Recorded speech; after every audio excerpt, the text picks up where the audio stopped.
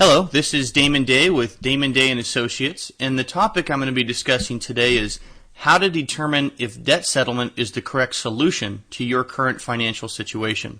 For some people, it's a great option. For others, it doesn't make any sense at all. At the end of this video, you will know whether or not debt settlement is an option that you should consider. About 10 years ago, I was in a situation that was probably very similar to the one you find yourself in now. I was in college, majoring in finance and studying to be a financial planner, yet one day I woke up and I found myself drowning in $40,000 of credit card debt. Here I was in the exact same position I was teaching people not to get into. I guess you could say it was the classic example of do as I say, not as I do. How I was able to get myself out of that situation is really a topic for another day, but in those next few years I certainly received a trial-by-fire education on the ins and outs of debt, debt settlement, and the behaviors of creditors if you're unable to pay them. The important thing is I survived it, I learned a great deal, and I've been helping clients dig their way out of financial hardships ever since. I've literally done thousands of consultations and I've probably heard every hardship story you can imagine. Today, myself and the team of financial consultants that work with me have saved people millions of dollars off their debts, but more importantly, we've helped teach them the value of living debt-free and building true wealth for themselves and their families. I created this video out of pure frustration. I was frustrated with the lack of good, solid financial education available to consumers on the topic of debt settlement.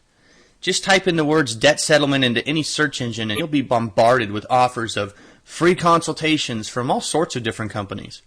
Most of these so-called consultations are nothing more than sales pitches about why you should sign up into this program or that program and how they are absolutely the best solution for you. Yet after you talk to all of these companies, you find that they're not actually listening to your situation, trying to understand your goals, and showing you the different options that you have available. They are just selling you on all the reasons that they think it makes sense for you to get into their program, regardless if it is the best solution for you or not. So today I'm going to give you a real look at what debt settlement is so that you can make an informed decision as to whether or not it's right for you. Now, contrary to what you will learn when you speak with most of these debt settlement salesmen, debt settlement is not the only option available. Before making any decisions, you should also research debt roll-up strategies, also called debt snowballing, debt consolidation, credit counseling, and bankruptcy as well. Now, I will be posting videos on my website about each of these other options so that you can thoroughly research them before making any decisions.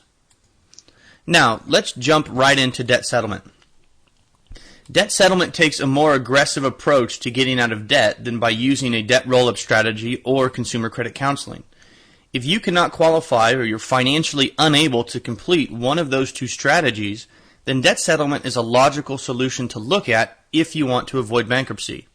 Now, as with anything else, there are benefits and drawbacks to debt settlement. Some of the benefits to debt settlement are, number one, you'll pay back much less than you currently owe.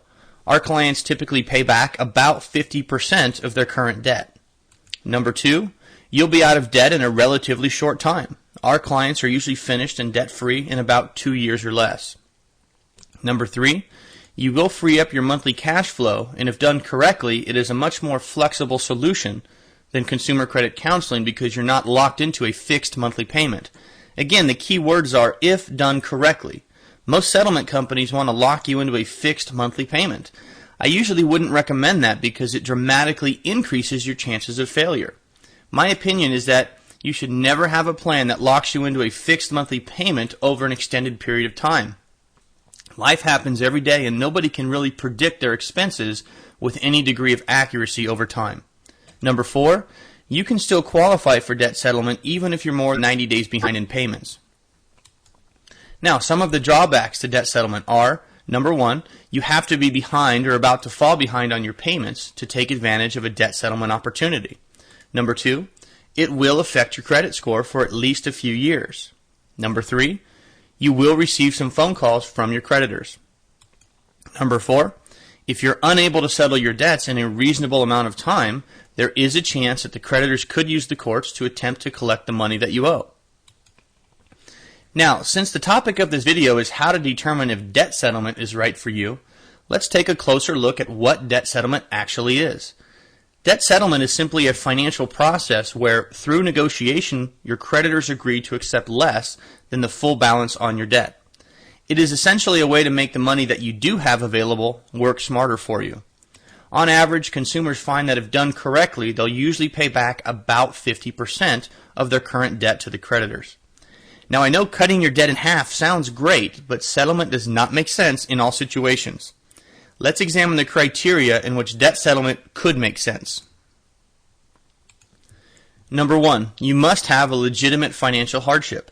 A legitimate financial hardship would be something like a job loss. Maybe your hours have been cut back at work, unforeseen medical bills that your insurance didn't cover, an auto accident, things of that nature. Debt settlement is not an easy pass to not pay your bills if you can actually afford to pay the money that you owe. My opinion is if you can afford to pay your bills, then you should pay them. End of story.